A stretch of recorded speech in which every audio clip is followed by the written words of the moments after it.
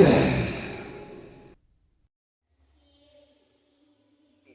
warahmatullahi wabarakatuh. Sekarang saya kebetulan bersama saudara saya, bersama saya Profi. Jadi kebetulan bapak beliau ini pengusaha mebel ya. Ini contoh apa barang-barangnya. Kira-kira bapaknya sampean itu omset per bulannya berapa? Kalau omset per bulannya itu biasanya itu ya sekitar 20 sampai 30 juta lah. 20 sampai 30 juta. Ini berarti kan bisa dibilang ada sebuah zakat. Zakat itu namanya zakat perdagangan. Karena nantinya isu zakat perdagangan ini bisa dipatokkan dalam waktu 1 tahun. Ya, omsetnya mungkin 20 kalau kita hitung sekitar 50.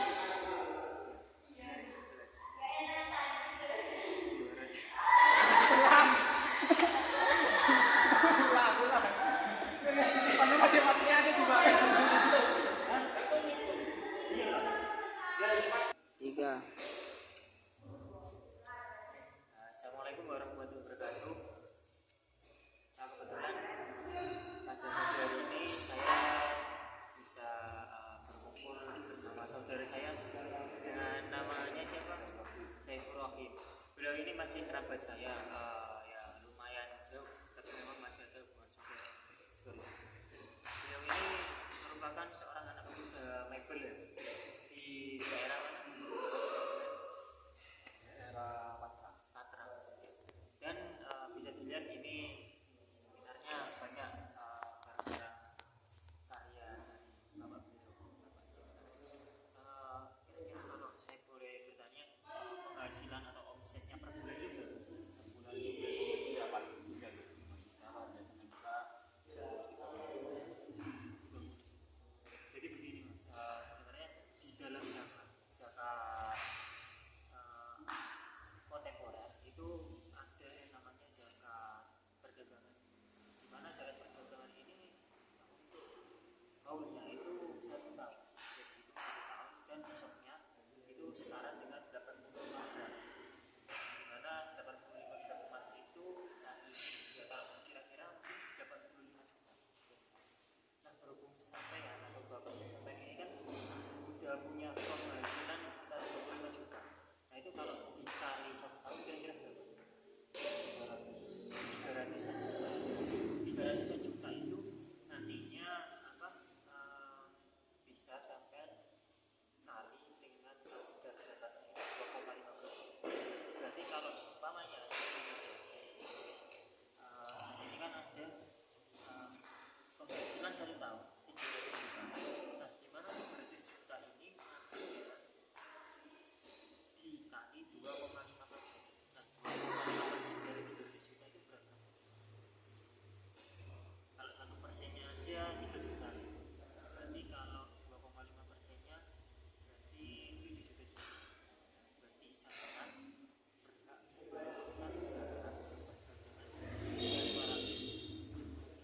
Dimana nantinya zakat ini kan sebagai pembersih harta dari yang kita miliki seperti itu. Sebenarnya apa ya kayak mengalirkan harta. Nah mungkin saya juga ingin bertanya-tanya di sana mungkin bisa lihat di kamera dulu. Jadi menurut saya seberapa pentingkah membayar zakat, apalagi zakat ini sebagai anak seorang pengusaha.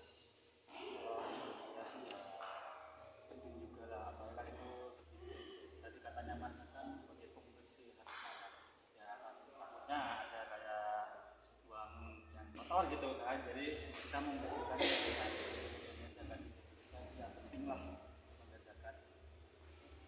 Ya, sebelumnya apakah pernah membayar zakat perdagangan sebelum saya wawancara? Sepertinya sih belum, soalnya urusan kayak itu ayah saya Mungkin kalau setahu sampean atau sepengalaman sampean membayar zakat waktu, apakah sampean pernah membayar zakat di sebuah lembaga amil zakat atau sebagainya? kalau dulu sih zakat fitrah itu paling cuma ya ke masjid itu, jadi gak pernah langsung ke lembaga zakat atau nah itu Berarti kalau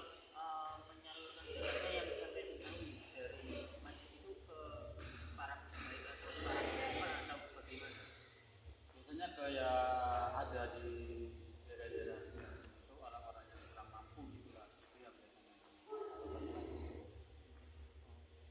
Mungkin harapan sampai depannya untuk orang-orang yang masih belum bisa membayar zakat atau zakatnya ini lebih bagaimana?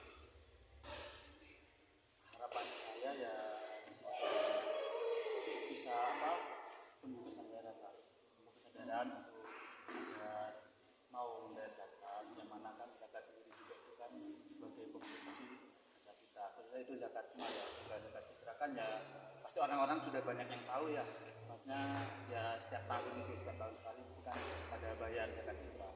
Jadi yang zakat mal ini kan masih minimnya pengetahuan tentang zakat ini, mungkin tentang zakat perdagangan atau apalah itu.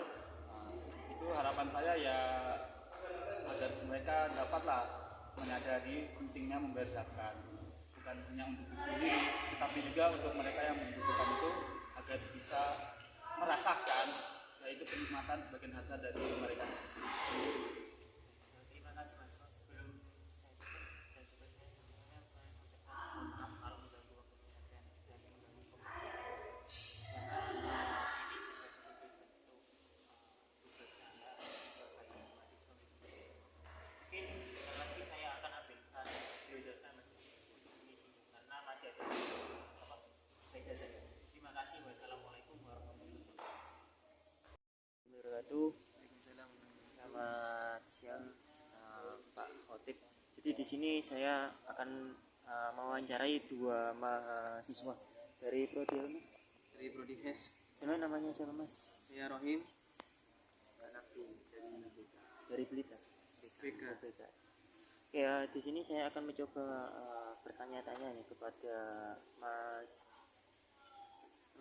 Rohim dan juga Mas Hanafi mengenai zakat perdagangan. Mungkin saya pernah dengar gak zakat perdagangan itu seperti apa?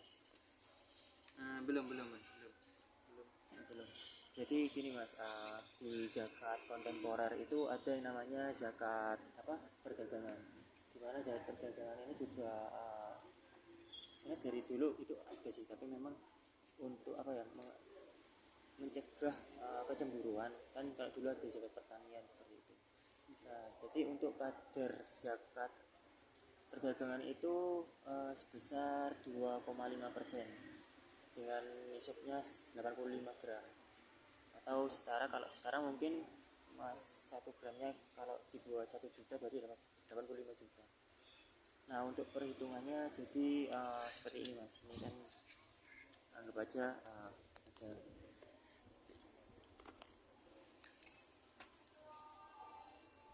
ini semuanya Mas Hanafi lah ya.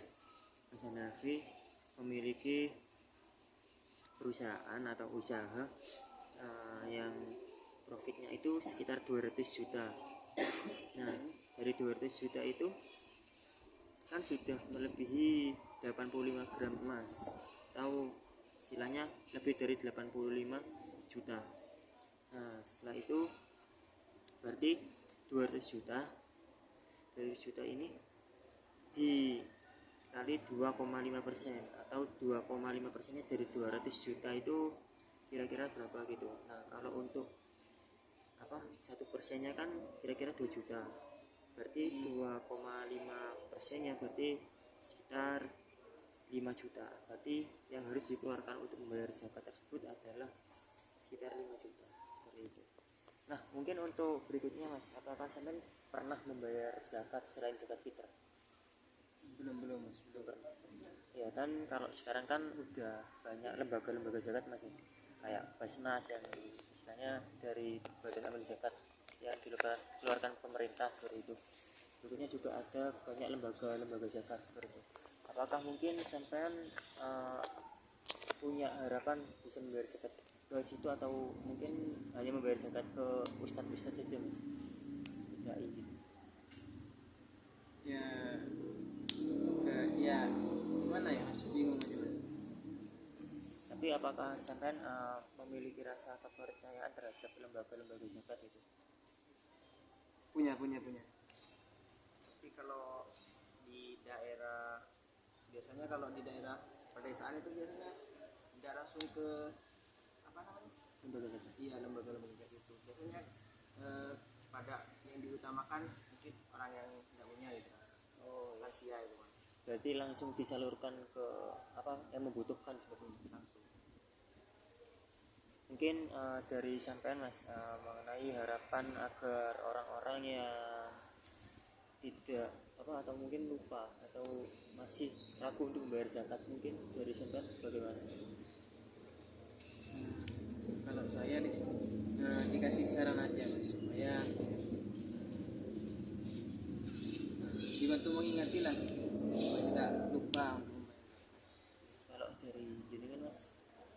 Itu untuk membayar zakat dari hasil pertanian. Iya. Ya mungkin kan biasanya kalau sesuai kebutuhan sih mas, kalau menurut saya itu kan kalau emang dia emang merasa kalau udah hartanya udah banyak, mungkin ya pasti setidaknya introspeksi diri dia sudah itu mas. Baik mas ya, terima kasih. Sebelumnya mohon maaf kalau mengganggu waktunya saya berdua. Iya, gak apa-apa. Assalamualaikum warahmatullahi wabarakatuh.